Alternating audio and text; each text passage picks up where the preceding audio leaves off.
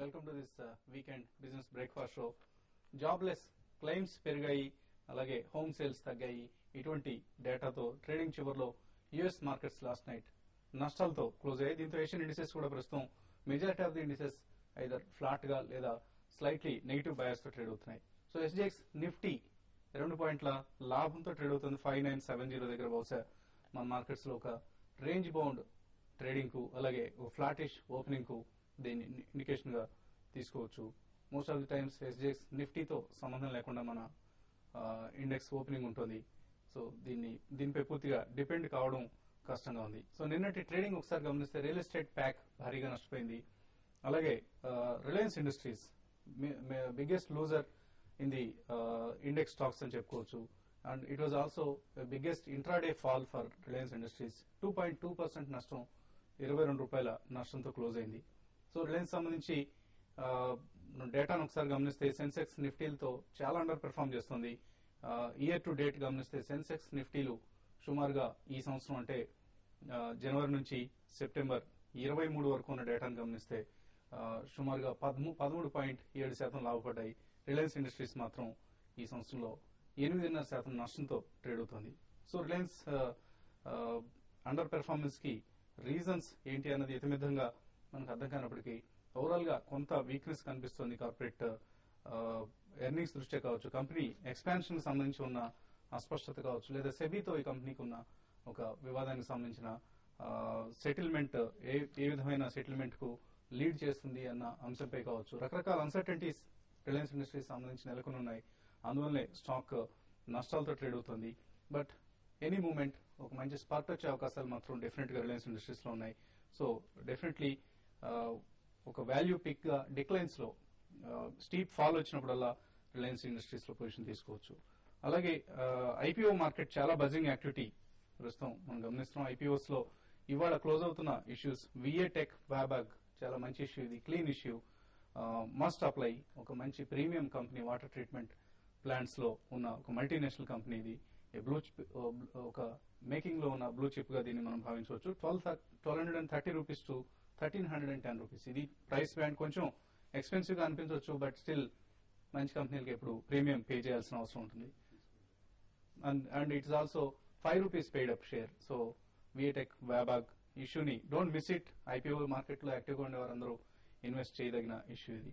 అలాగే Cantabil retail, ఈ IPO retail industry stocks మీద ఆసక్తి ఉన్నవాడు అప్లై చేయొచ్చు. Price band 127 to 135. 27 వరకు అంటే నెక్స్ట్ మండే వరకు కూడా ఇష్యూ తెరిచే ఉంటుంది.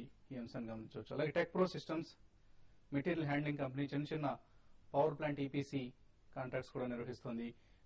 కోల్ హ్యాండ్లింగ్, యాష్ హ్యాండ్లింగ్ ఇటువంటి సెగ్మెంట్స్ లో కంపెనీకి 19% మార్కెట్ షేర్ ఉంది.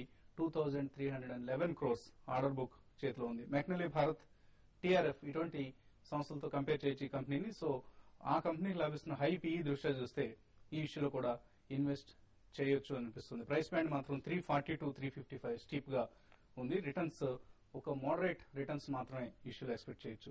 అలాగే Electro Steels, Gallantt Ispat, Orient Green Power ఈ 3 ఇష్యూలు ఇవాళ క్లోజ్ అవుతున్నాయి. Maybe avoidable issues also, except Orient Green Power మాత్రం కొద్దిగా స్ట్రెంత్ కనిపిస్తుంది. అలాగే అశోక బిల్డ్కాన్ ఈ ఇష్యూ కూడా ప్రస్తుతం మార్కెట్ లో ఉంది. 297 టు 324 ఎనదర్ ఇన్ఫ్రాస్ట్రక్చర్ కంపెనీగా దీన్ని తీసుకోవచ్చు. ఇక మార్కెట్ సంబంధించిన మరిన్ని అంశాలపై మాట్లాడేందుకు మనతో అనలిస్ట్ కుటుంబరావు గారు అలాగే సుందర్ గారు సిద్ధంగా ఉన్నారు. అలాగే మన అనలిస్టులు ఇద్దరు కూడా ఇవాళ తమ మోడల్ పోర్ట్ఫోలియోస్ ను ప్రకటిస్తారు. సో దీనికోసం ఎనీ టైం ప్రోగ్రామ్ ముగిసే లోపల ఎనీ టైం ప్రకటిస్తారు. సో ప్రోగ్రామ్ ఆశాంతం బ్రేక్ సమయంలో కూడా స్విచ్ చేయకుండా ఛానల్ ని చూస్తూ ఉండండి. సో కుటుంబంలో ఓవరాల్ గా ఇండిసెస్ గమనిస్తే కొంత రేంజ్ బౌండ్ ధోరణిలోకి వెళ్తున్నట్లు కనిపిస్తోంది. అయితే mid cap, small caps last ర్యాలీలో పార్టిసిపేట్ చేయలేదు చాలా వరకు. ఆల్మోస్ట్ 1 month నుంచి సబ్డ్యూడ్ గా ఉన్నాయి. సో ఈసారి మిడ్ క్యాప్, స్మాల్ క్యాప్స్ లో యాక్షన్ గమనించవచ్చు మనం. క్లియర్లీ అండి, ఎందుకంటే వాల్యుయేషన్స్ కాస్త ప్రైజీగా అయినాయి అనమాట ఫ్రంట్ లైన్ స్టాక్స్ లో. అందుకే మనం అబ్జర్వ్ చేస్తే కూడా కాస్త సైకలాజికల్ లెవెల్స్ ఏవైతే ఉన్నాయో, నిఫ్టీ 6000, సెన్సెక్స్ 20,000 దగ్గర చాలా మంది హై నెట్వర్త్ ఇన్వెస్టర్స్ అవనండి, ఇటు లార్జ్ మార్కెట్ ప్లేయర్స్ అవనండి కొంచెం జెటరీగా ఉన్నారు. అండ్ మోర్ ఓవర్ మొన్నటి వరకు మనం మెన్షన్ చేసాం, ఇటు బాబ్రీ మస్జిద్ వర్డిక్ట్ వచ్చేటప్పుడు కాస్త ఏదన్నా ఫియర్స్ నెలకొంటాయి, వైలెన్స్ కానీ పొలిటికల్ ఫాల్ అవుట్ అని అనుకుని ఇప్పుడు పోస్ట్పోన్మెంట్ అవడంతో నిన్న ఇంట్రాడే మార్కెట్ లో కూడా చూసాం షార్ప్ ఫాల్ వచ్చిన తర్వాత కూడా లాస్ట్ లో కొంచెం కవరింగ్ అనిపించింది అనమాట. ఇట్లా పోస్ట్పోన్ అయ్యింది వర్డిక్ట్ అనగానే. బట్ ఇన్ జనరల్ చూస్తుంటే ఈ సైకలాజికల్ లెవెల్స్ స్టిఫ్ బ్యారియర్స్ గానే అయ్యేటట్టు ఉన్నాయి ఆన్ అప్ సైడ్ అనమాట. ఎందుకంటే లైక్ 6020 దగ్గర హ్యూజ్ సప్లై జోన్ లాగా కనిపిస్తోంది నిఫ్టీకి.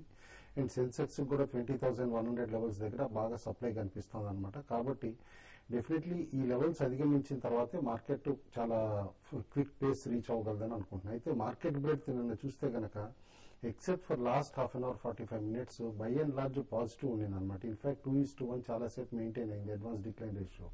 ఓన్లీ లాస్ట్ లోనే డిక్లైన్స్ అవుట్ నెంబర్ చేసినాయి అనమాట. But still good results first quarter లో ఇచ్చిన కంపెనీస్ అన్ని కూడా న్యూ హైస్ ఇంకా చేస్తున్నాయి. దాదాపు ఎస్టర్డే కూడా దాదాపు 40 స్టాక్స్ 52 వీక్ హైస్, ఇది లైఫ్ టైమ్ హైస్ రీచ్ అవటం కూడా మనం చూసాం. కాబట్టి more height and activity mid cap small cap space లోనే ఉంటుంది. కరెక్షన్ ఆపర్చునిటీ కింద తీసుకుని ఇన్వెస్టర్స్ స్ట్రాంగ్ స్టాక్స్ లో బై చేస్తే మంచి రిటర్న్స్ వస్తాయి. వన్స్ ఈ రేంజ్ బ్రేక్ అయిన దగ్గర నుంచి మేబీ ఆన్ డౌన్ సైడ్ వాళ్ళు 5960 కింద ట్రేడ్ అయితే 5920 రూల్ అవుట్ చేయడం బిఫోర్ మండే అనమాట.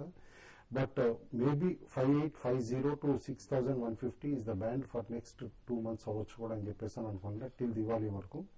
కాబట్టి ఈ రేంజ్ లో లోవర్ ఎండ్ లో బై చేయటం అండ్ హయ్యర్ ఎండ్ లో కాస్త సేల్స్ చేయడానికి ప్రిపేర్డ్ గా అయి ఉండాలి.